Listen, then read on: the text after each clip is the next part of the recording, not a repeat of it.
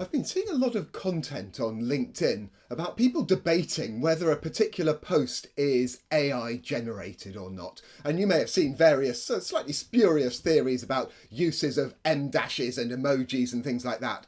Well, I don't understand why people are getting so caught up in this debate.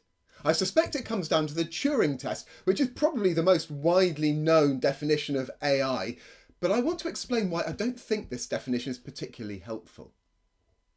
Well, back in 1950, Alan Turing defined artificial intelligence as a machine's ability to exhibit behaviour equivalent to or indistinguishable from that of a human. So imagine that you are texting somebody. You can't see them or hear them, and you're trying to decide whether this is a person or a computer. Well, Turing said that if the computer can trick you into thinking that it's a human, it has demonstrated intelligence. And we can see that all of these posts about whether this content is AI generated or not is in effect applying the Turing test. But I don't think that's a very helpful way to use AI. And to illustrate my point, let's look at an aeroplane.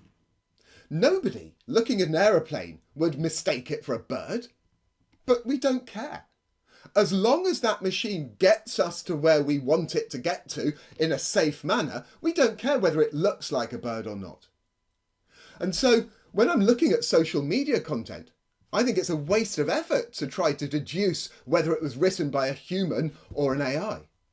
Instead, if we can concede that human-generated content is not automatically superior to AI-generated content, then why don't we judge the content, whether human or AI generated, on its own merits?